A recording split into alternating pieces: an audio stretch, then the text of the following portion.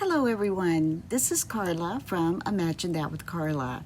I'm glad you stopped by my channel today, and I have 4 projects to share with you. What I'm doing is I am going through my stash, and I have stuff, and I'm sure all of you who do this do as well, and I'm trying to get some of that stuff out and flip it. So let's get started.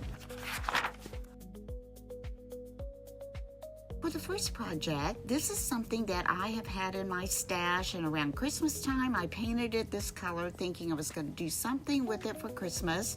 However, I didn't get around to that. So what I'm going to do today is I'm going to use some Dixie Belle chalk mineral paint, and the color is called Secret Path. It's kind of a lavender color, kind of a violet color, and so I'm going to take that paint, and it has a built-in sealer. So I am going to give that one coat on this little, actually it's a pretty large wall hanging flower holder.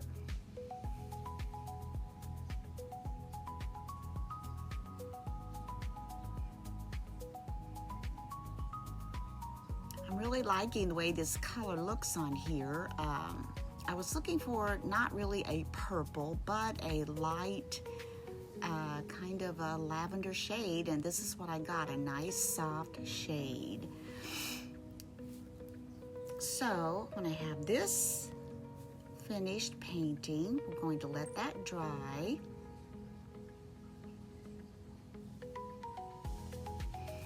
And where that's dry, I'm going to put a coat of Ultra Bond on there, and this is made for milk paint.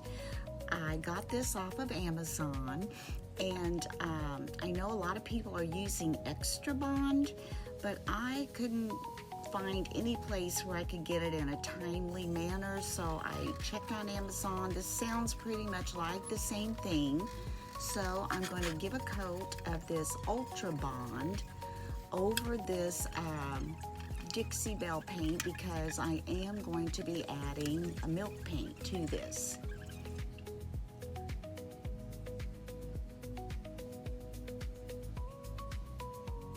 Now after I get that covered and dried, I'm going to be using some of Jamie Ray Vintage's Bespoke milk paint, and I am using, it's called Antique Irestone. So we know that we put equal amounts of water to equal amounts of the milk paint, stir it up, let it set just a little while till it gets like a milkshakey, melted milkshake consistency, I guess is what I want to say. Now, I'm not looking for a lot of chipping on this, but I am hoping to get some crackle. And so this is the first time, like I said, that I have used this Ultra Bond. So you and I are going to see together how this works. After I get one coat on there, I'm going to dry that and hopefully get some of that cracking. Oh my goodness, look at that. I love the way this turned out. You can faintly see a little bit of that lavender underneath, which is what I was going for. However, I am going to take I took my finger sander. I couldn't get quite as much off as I wanted, so I'm just taking my little battery operated sander here and just kind of going over some more places to give it that more worn, aged look. Here I'm going to wipe that off with a damp cloth, and now I'm going to go ahead and paint that little ornate trim at the top. And I am going to be going over that also with some milk paint, hoping to get a little more crackling from that. Now this time I'm going to be using Sweet Pickins milk paint, and this is the color Willow and O Olive. I didn't want it quite as dark as the O Olive, so I'm adding just a little bit of the Willow in to give it a little bit lighter green than the O Olive would have been. Again, equal amounts of water to milk paint, stir it up, let it set. Now we're going to put that over this Secret Path lavender color. And I'm giving it a little bit of a air dry there with my heat tool just to see if I'm going to get a little cracking. Now I don't get as much as I did on the other surface, but I also did not put the Ultra Bond underneath this.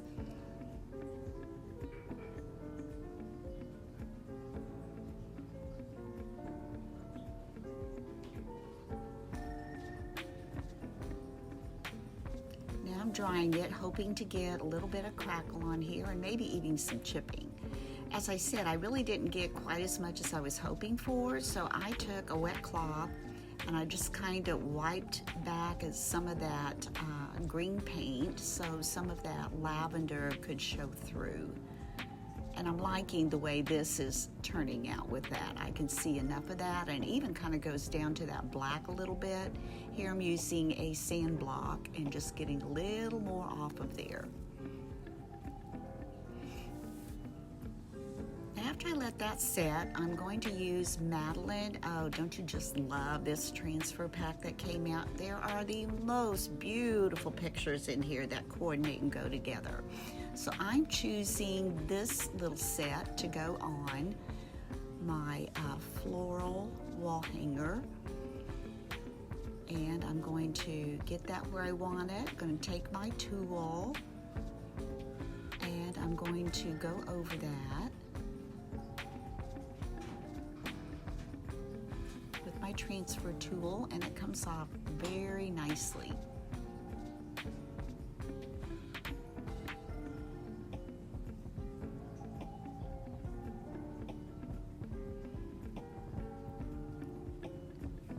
After I get that side positioned, I'm going to take the other side and get that positioned as to where I want to transfer that on.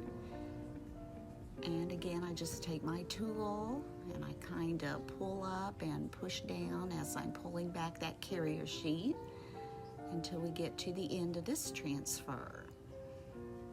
And I just love the colors in here, and I love those little kind of violet flowers. I think it's complementary to what I chose to go on that base coat before we put that ironstone milk paint over the antique ironstone. And I love these birds. Oh, don't you just love how this, like I said, transfer pack, it just to me is one of my favorites so far.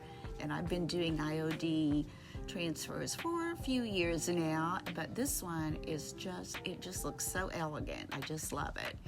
So after I get those on, I'm now going to take some of Sweet Pickens dark wax oil, and I'm going to take a brush. I'm going to add that all over this project, and it's going to really make that crackle pop. You can really see the crazing show up when you get that dark oil down in those little crevices.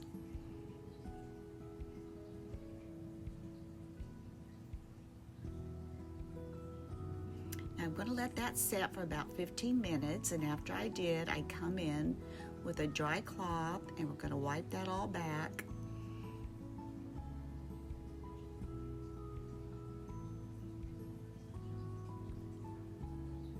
And I'm loving the way this turned out. Now I decided I wanted to add a little bit of gold accents to this. So again, I'm taking one of my favorites, the Pentart Pigment Fix, with the metal pigment from Pentart as well. A little bit of liquid first, add your powder, your metallic metal fix powder, pigment powder, whatever. And then I'm going to go up and go around the ornate design at the top, giving that a few little gold touches.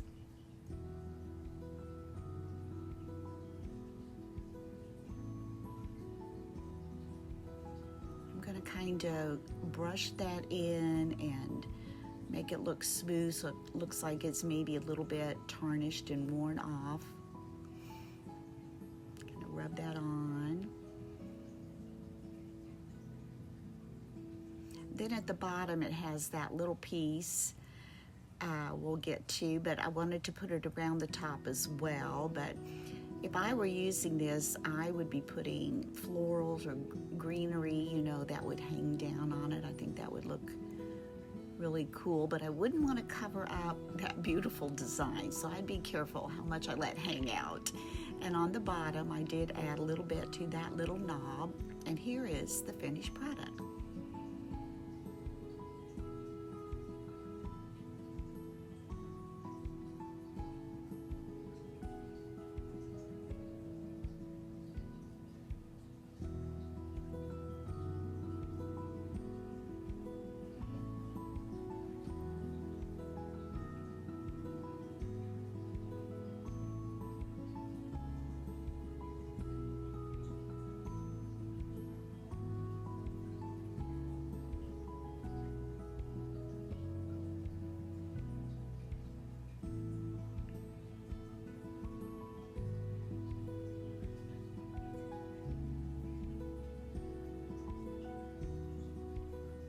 I've had this little dish in my stash, and it has this wooden lid. So this is a fairly easy, simple way to zhuzh up something that's pretty plain. So here I have already cast this resin piece, and this was cast from the mold Wreaths and Swags from IOD. And like I said, I had already cast it, but I did use my heat tool to kind of make it more flexible to lay flat. Then I took my Strong Bond, kind of a super glue, and sprayed and dabbed that on with some accelerator and a little bit of hot glue and stuck that on. And now I'm going over it with some crinoline. This is the crinoline paint by DIY.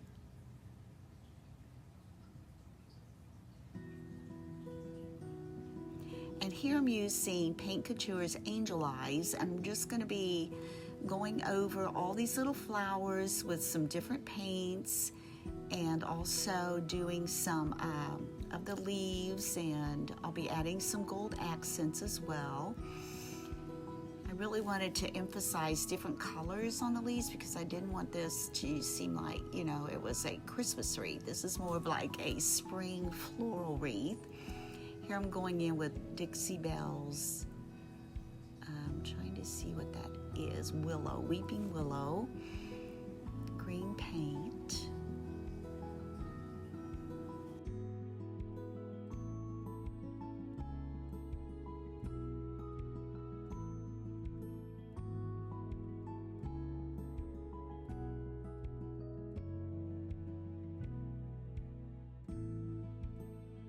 Here I'm taking some Highlander and making some roses. I used that rose water from Fusion also to give some more mauve-y looking little florals in there.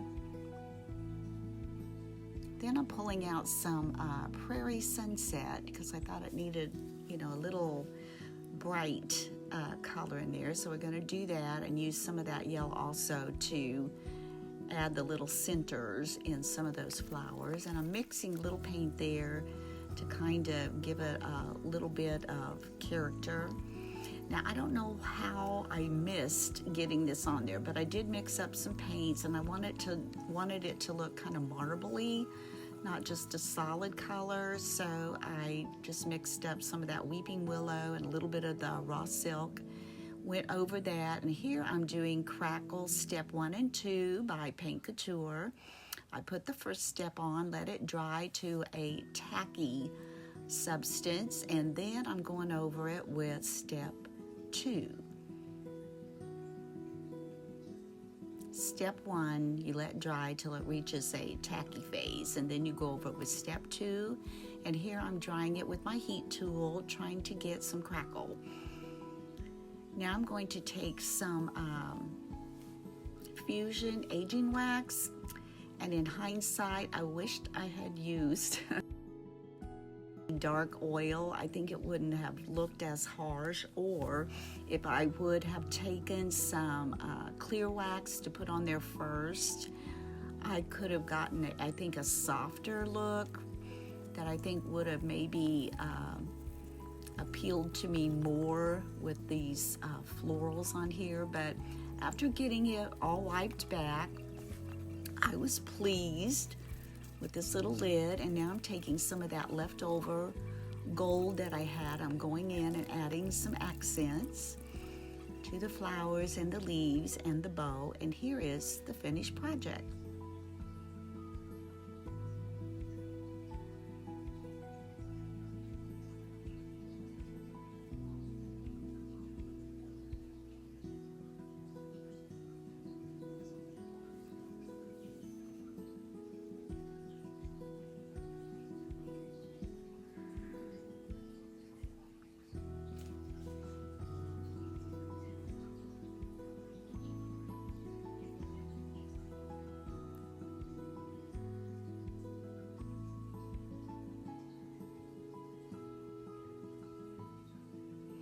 Now this box, it was full of flowers, and I pulled all those out, and here I'm giving it a coat of Ultra Bond because I am going to be using some of that green leftover milk paint that I had used on the first project to put onto this box. So here I go. I'm putting this on, and I'm hoping again to get some crazy, not really a lot of chipping, but on this type of project, I wouldn't mind if I did get some chipping because I do want it to look distressed and old and weathered.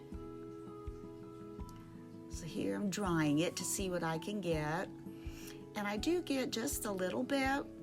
I'm taking my finger sander, going over that and kind of wiping that back. And I'm also taking a damp cloth and trying to wipe back maybe some of that milk paint. And here's where I should have left it, but I thought, maybe I'll put another coat on there, you know.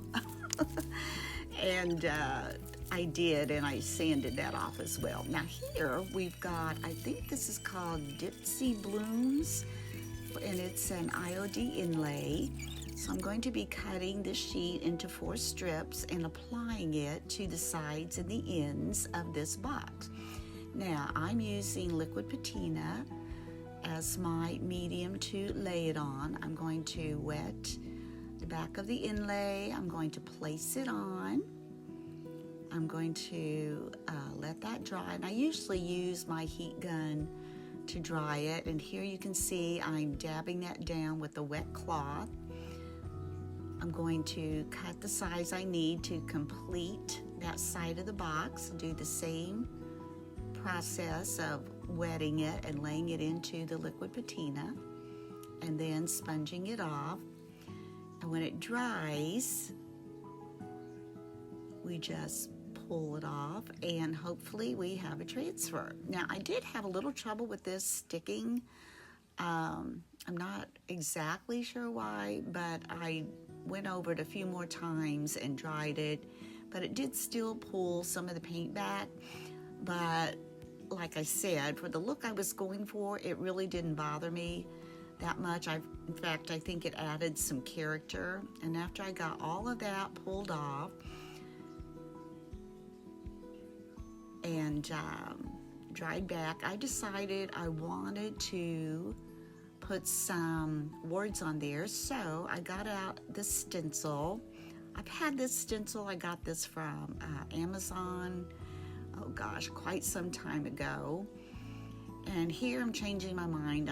First I thought I was just going to do the word flowers, and I thought, well, I think I can fit those little designs on the end on and just leave the top and the bottom ones off. So that's what I decided to do.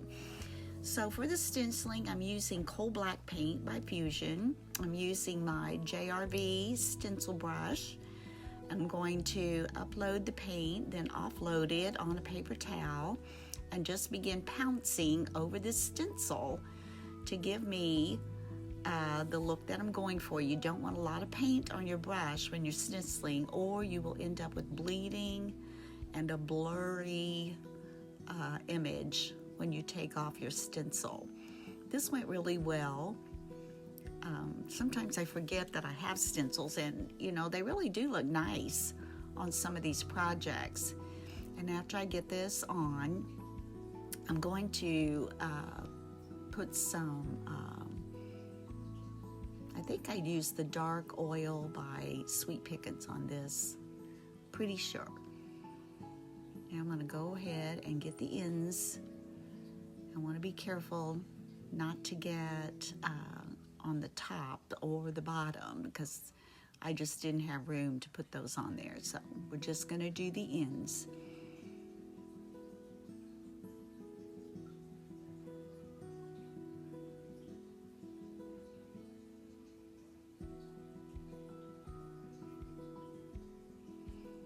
Now I really love the way that turned out, and I did that on the other side as well. And when I get that dry, then like I said, I decided to put some the dark oil on there by Sweet Pickens, and that just really gives it the aged look, although I think it would look fine without any of the aging wax on there, the dark wax, because I did take my finger sander and I wanted to kind of make the letters look a little more aged and distressed, so they didn't look quite as fresh. But I like the way this turned out. Here I'm just taking flowers that I have in my stash. I'm going really fast here, and I'm making an arrangement, and here's how the arrangement turned out. What do you think?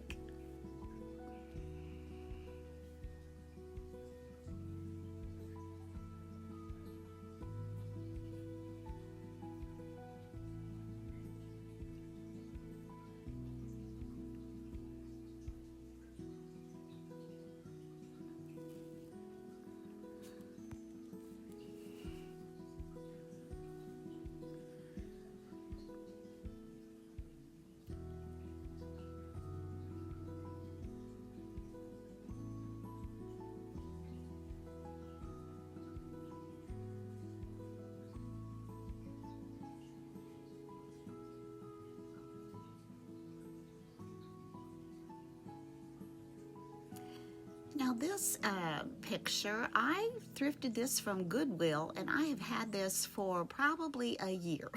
So getting into my stash and getting some of these things flipped is one of my goals. Now what I'm doing here, this is a plastic frame. I am taking, it's Dixie Belle's Slick Stick, and I am going to put a coat of this on here to help prevent any chipping of any paint, since this is such a slick surface. Now I don't know if you can tell, but the pictures, I call them floating because they are on something that makes them raise up, probably little blocks of wood or something. Now I'm taking Fusion Algonquin. I love this color, and I wanted something neutral, so I'm going to go over the Slick Stick after I'd let that dry. Actually, I let that dry overnight. I don't know that you would need to, but that's just the way my schedule was running, and so I did let that dry overnight. And I did give this 2 coats. And now I'm using, this is parchment, and you know, it's really lighter than I thought it would be.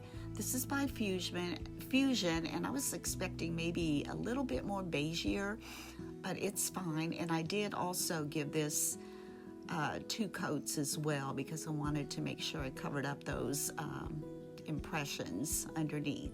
Here I'm going to use Vine and Flora again, or Flora and Vine from IOD Stamps from their release. And I'm going to be taking this longer one, and I'm going to be using some of the Algonquin. That's what I did. Actually, I've already done it, and I guess I didn't have my recording turned on. So what I did with that is I used my brayer, and I put it in the paint and rolled it over there. Now what I'm doing is I'm going through this Petite Ornament Gilded pack, and I'm just cutting out lots of different things that I think I can piece on here to layer. I'm kind of liking layering things lately. I did a couple of layering oval pictures in my last video, and they've already sold. So I thought, I'm gonna try it on this. Now, some of these I don't need to piece much, but some of them, you know, they need a little extra. So I'm just gonna cut around these, lay them on, and kind of get a vision in my head of how I want these to go.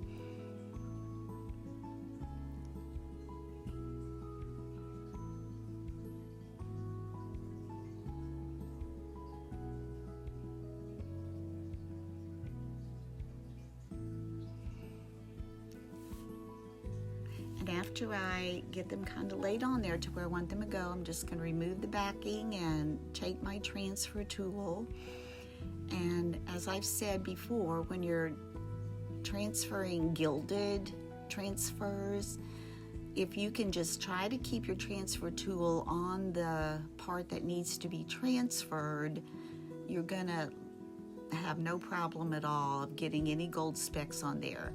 Here I have taken this and all of the transfers I'll be putting on top of the gold. I've taken those from Clementine. I think that came out around Christmas, and I hadn't used any of mine yet, and I thought they were just the perfect size to go on these little pictures. Here I'm just cutting things apart where I thought it might need something else. So I'm putting these little birds on the top and the bottom, just to kind of fill in where some of that gold didn't go. That's what's fun about transfers. You can cut them up and use them any way you need them. And this one, I did cut this one apart. It was a wreath. And so I'm going to put it up in the corners because the transfer that I did use first, it did not, you know, branch out enough. I was afraid that my transfer from Clementine would cover too much of it, and I wanted that layering to show through underneath the transfer. This is I love this one because it does give you, you know, some edges that kind of branch out and at the top and the bottom. So I'm going to put this transfer over that.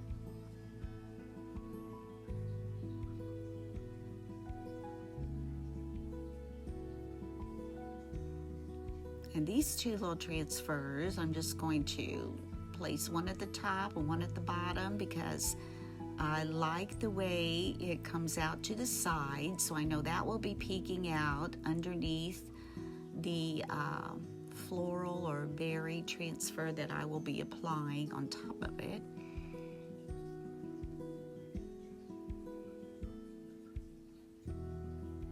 And I love the typography that they have on some of these transfers. I think it's just so appealing, gives that French country look. This is another frame.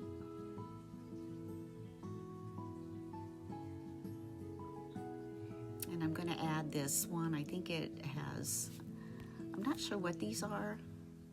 I don't know, persimmons maybe? I'm not sure.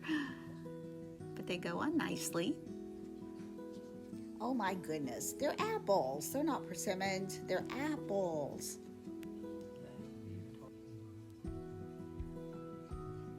And I'm thinking it may need a little bit more.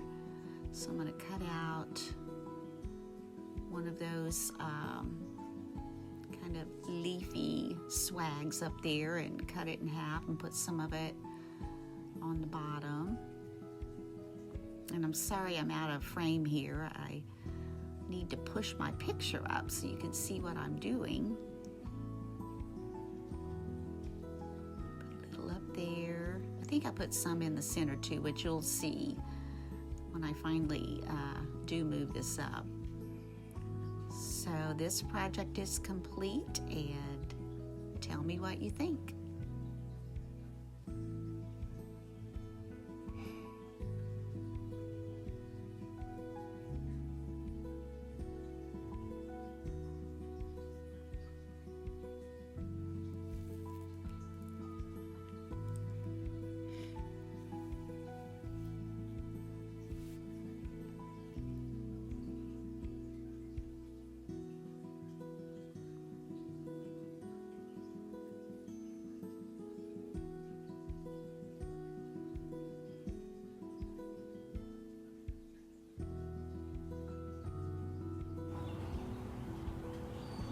Well, that's all I have to share with you today, those 4 projects. I'm still trying to build my channel, and I appreciate it so much for you stopping by and taking the time to watch my videos. If you liked it, please hit like, and if you haven't subscribed, please hit subscribe.